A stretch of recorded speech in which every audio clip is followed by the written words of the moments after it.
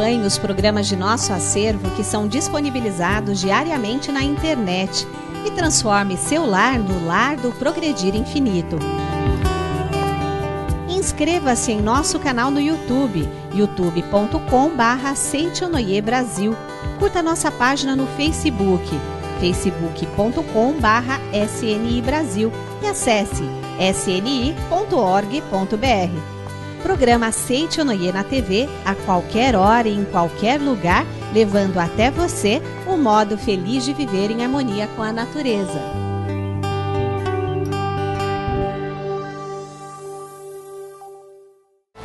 Olá, feliz dia! Para iluminar a família e ajudar a construir uma educação sólida para os seus filhos, está no ar o programa Seichonoye, o modo feliz de viver em harmonia com a natureza. Muito obrigada pela sua participação.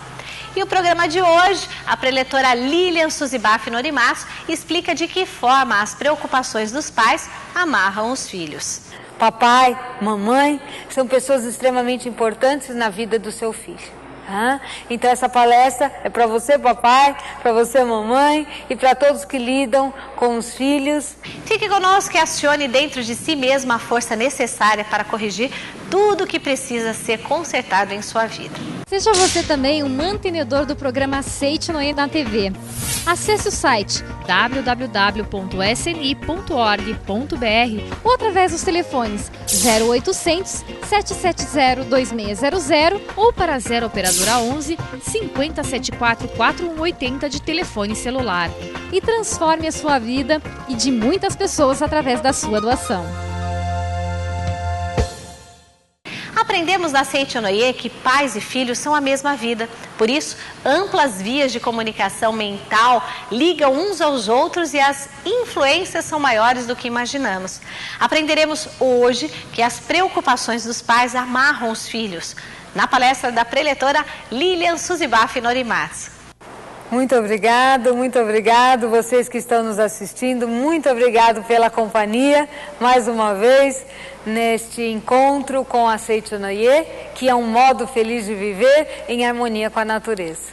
Nós somos a natureza, né? Todos os seres vivos formam a natureza. Como é bom a gente viver em harmonia com todos. Muito obrigada. Hoje nós vamos estudar um pouquinho um tema bem importante, que é sobre a mente dos pais que amarram os filhos. A preocupação dos pais com relação à saúde dos filhos pode amarrá-los e impedi-los que eles concretizem a verdadeira saúde, tá? Mas também a mente positiva dos pais, a mente que solta, a mente que liberta, a mente que confia plenamente na natureza divina dos filhos, pode provocar-lhe a restauração e a cura. Tá? A mesma mente que cria doença é a mesma mente que cura a doença. Tá? Papai, mamãe são pessoas extremamente importantes na vida do seu filho. Então essa palestra é para você, papai, para você, mamãe, e para todos que lidam com os filhos, né, com as crianças, com os netos e que amam verdadeiramente esses filhos de Deus. O nosso livro é Lições para o Cotidiano, capítulo 25.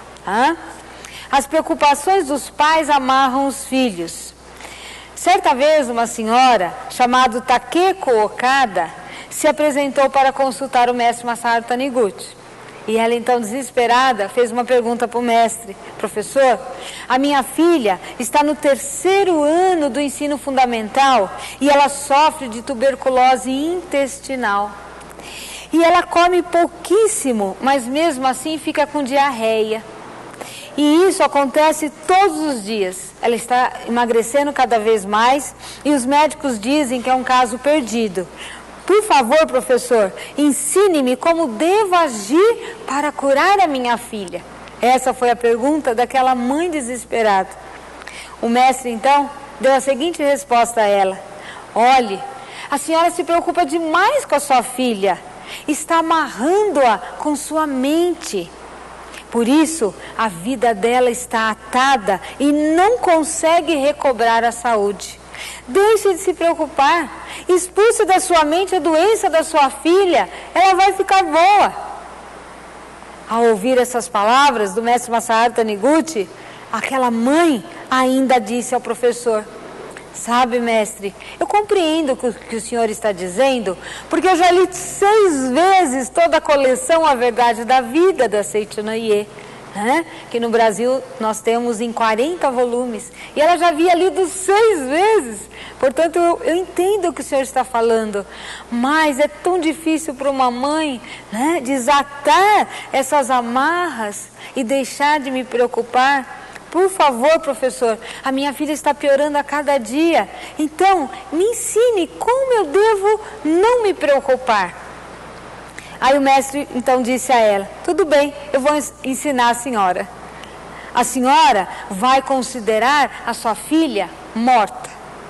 A partir de agora, considere-a morta, assim a senhora não vai se preocupar mais.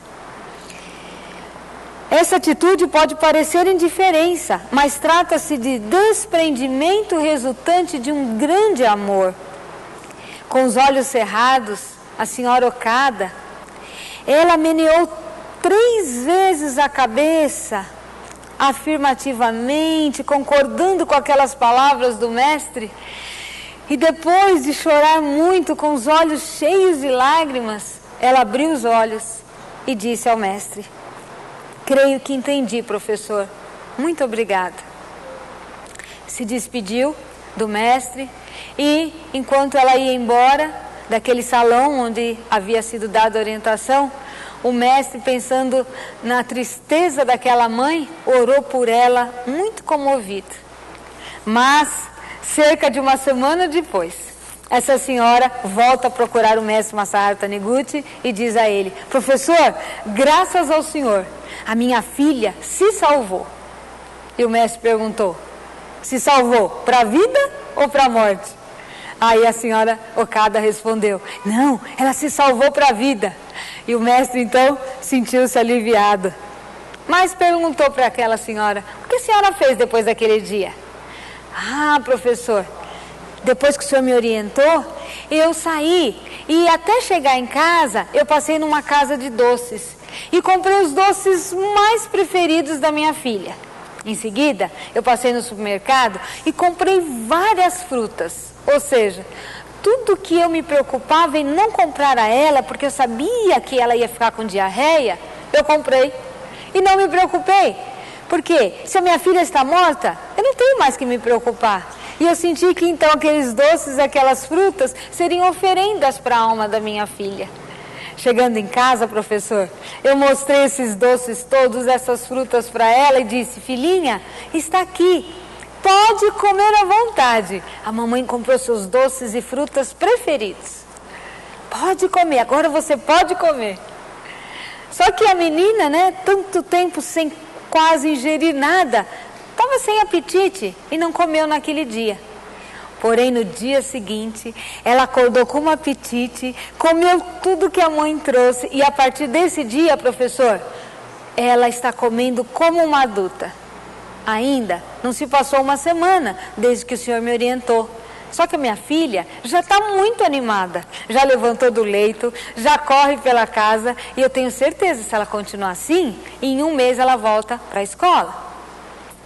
E foi isso que aconteceu.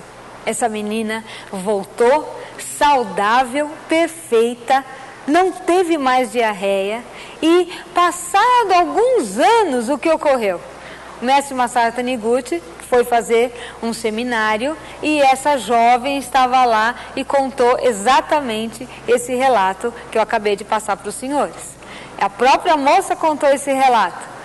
E segundo o mestre Masaharu Taniguchi, ela estava assim, robusta, bonita e casada com 3 filhos e hoje então vive com um lar extremamente feliz e saudável. Então, como acabamos de ver, uma filha doente e desenganada pelos médicos curou simplesmente pelo fato de a mãe soltar a doença da filha da sua mente.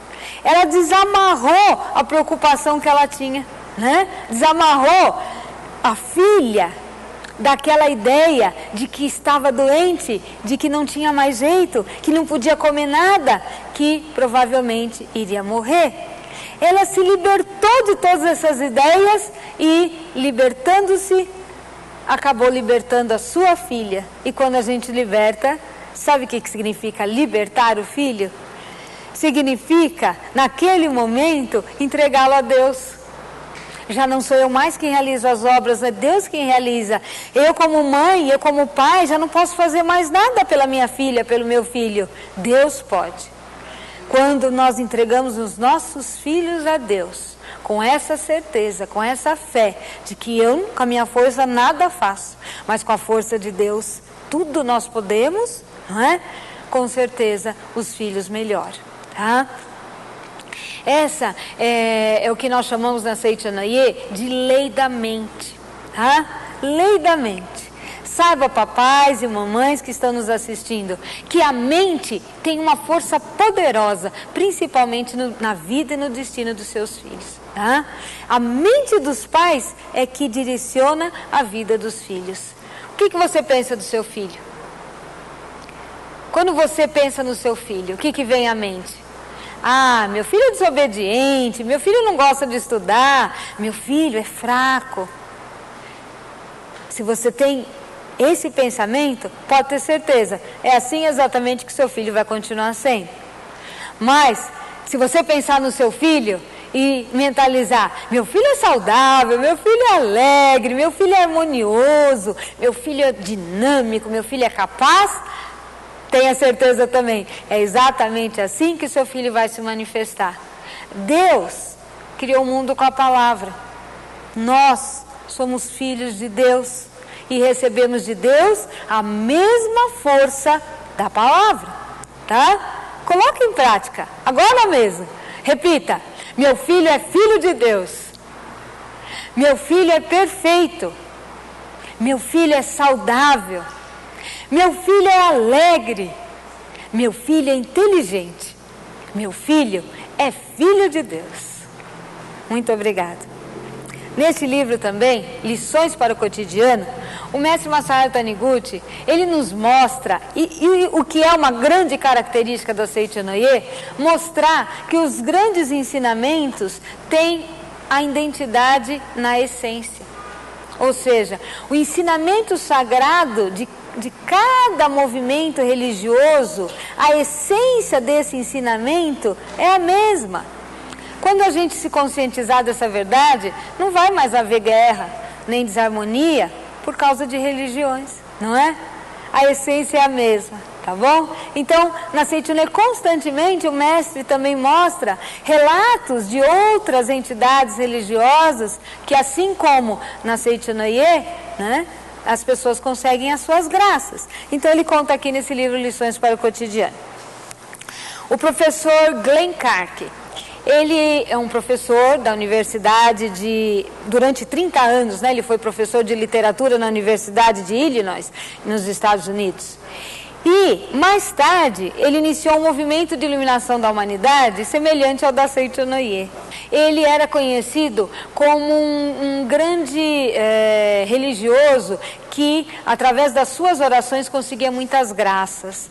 Então, uma vez, uma senhora desesperada, conta aqui num livro desse professor Glenn Clark, que ela ligou para ele do hospital, né, e disse a ele, professor, por favor, me ajude. Estou desesperada, diz aqui no livro, né?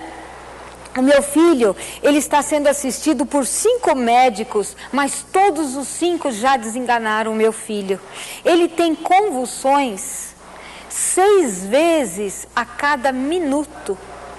Agora, ele está em estado de coma e dá a impressão de que ele está morto. Professor, os médicos dizem que ele vai morrer em questão de horas. E ouvi dizer que o senhor cura pela oração. Por favor, então, ore pelo meu filho. Bom, o mestre diz, vocês acham que o professor Clark naquele momento respondeu, sim, pode deixar que eu vou orar pelo seu filho, simplesmente? Não foi assim. O professor falou assim, fique tranquila que eu vou orar, mas a senhora também precisa orar. porque ele também sabia e sabe, né, da força da oração da mãe, da mente da mãe. A senhora deve orar da seguinte maneira: Senhor, se essa é a sua vontade, receba o meu filho no reino celestial. Mal o professor Clark terminou de falar essas frases para ela, ela disse: não, professor, isso é impossível, por favor, não diga um absurdo desses. Se é para mandar meu filho para o céu, eu não lhe peço para fazer oração. Mesmo sem essa oração, ele já está prestes a ir para o céu. Professor, eu não quero que ele vá, eu amo meu filho. Professor, ore para que ele fique curado. A senhora diz que ama seu filho, mas pelo que eu vejo, não o ama de verdade. O que a senhora sente pelo seu filho é apego e não é amor. As palavras severas e quase frias do professor Clark prosseguiam: amar um ser não é apegar-se a ele, mas sim deixá-lo livre. Vamos supor que a senhora, dizendo amar os pássaros, prenda um passarinho que voa livremente pelos campos. A senhora diria provavelmente que quer ter esse passarinho perto de si, pois o ama, que deseja vê-lo todos os dias, cantar na sua frente.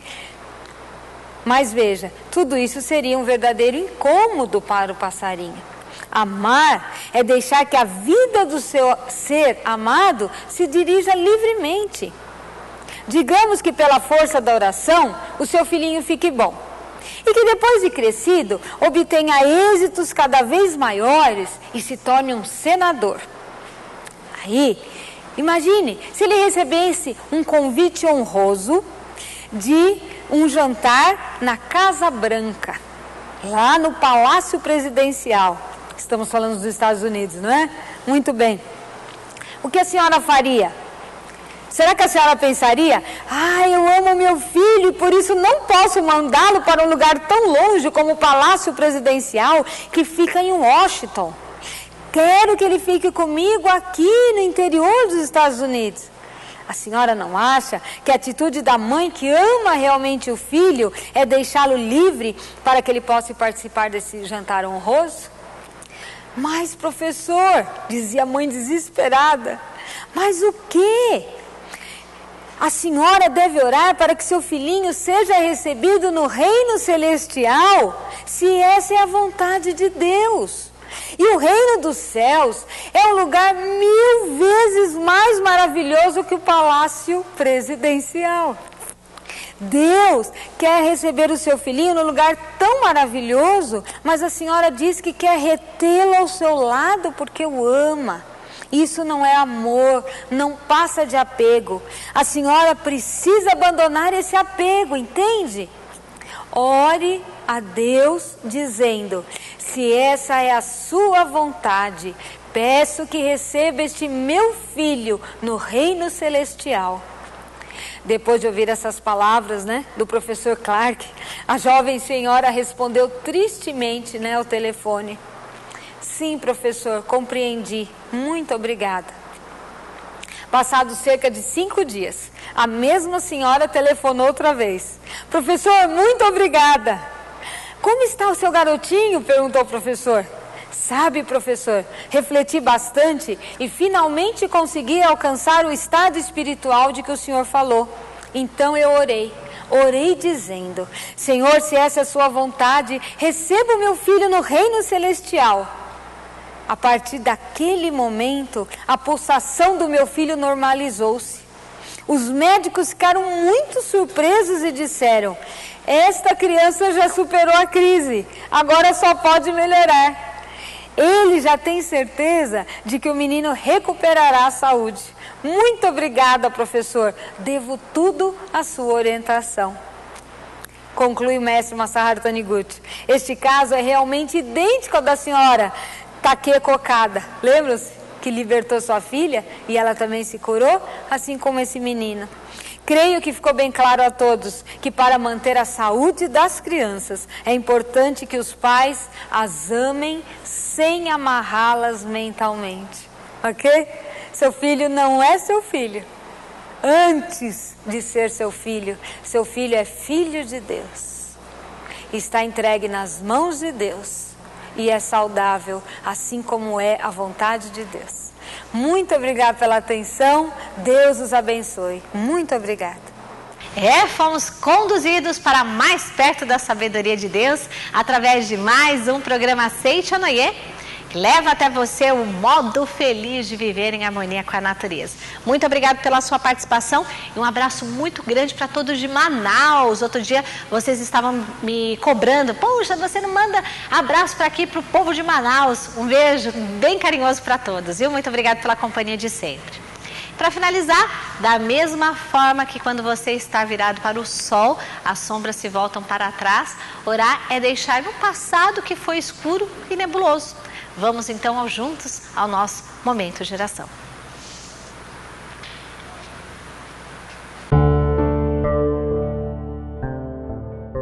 Oração para exterminar todos os males, pecados e karmas maléficos.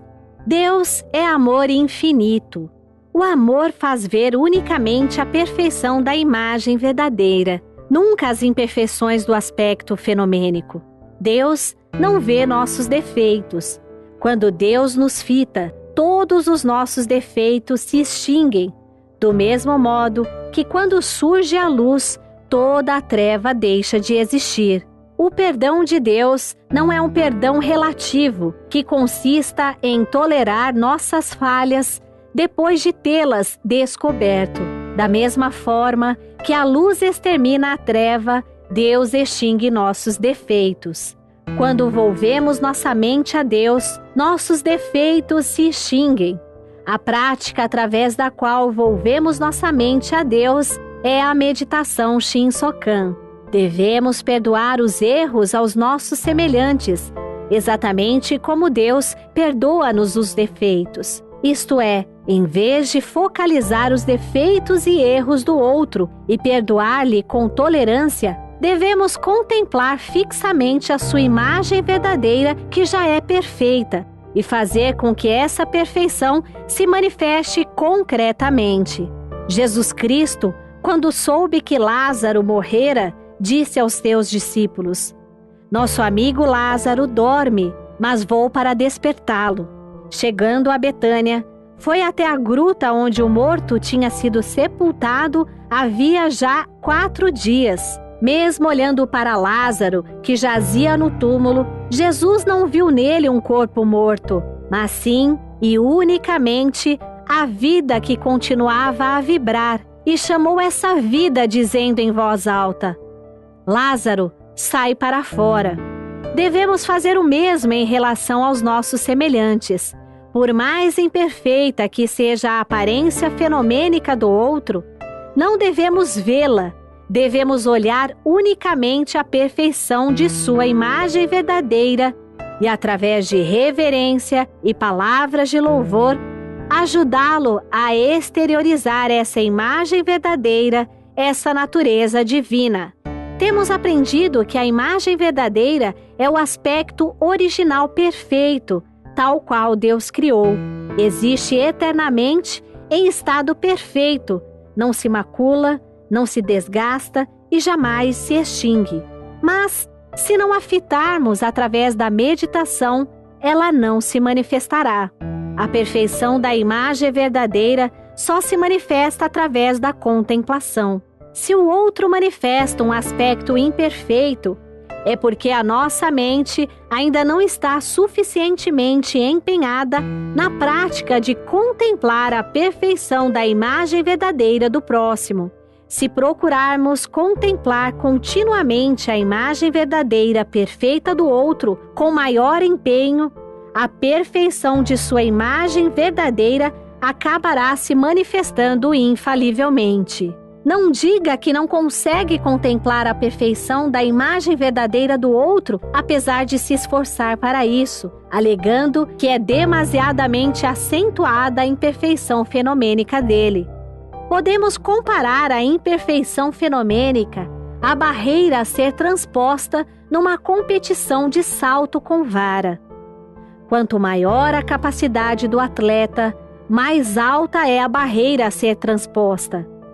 Se a barreira da imperfeição fenomênica, que se apresenta agora diante de você está muito alta, a ponto de constituir obstáculo, é porque já se elevou até esse nível a capacidade que sua alma tem de contemplar a perfeição da imagem verdadeira transcendendo o fenômeno. Portanto, exortando a sua própria coragem e aumentando a autoconfiança, transcenda a barreira da imperfeição fenomênica do outro e contemple a perfeição da imagem verdadeira dele. Cada pessoa que você encontra é uma personificação do amor de Deus que procura elevar cada vez mais a sua alma, sem se ater aos defeitos fenomênicos do outro. Contemple-o com reverência e gratidão. A perfeição dessa pessoa manifestar-se-á infalivelmente.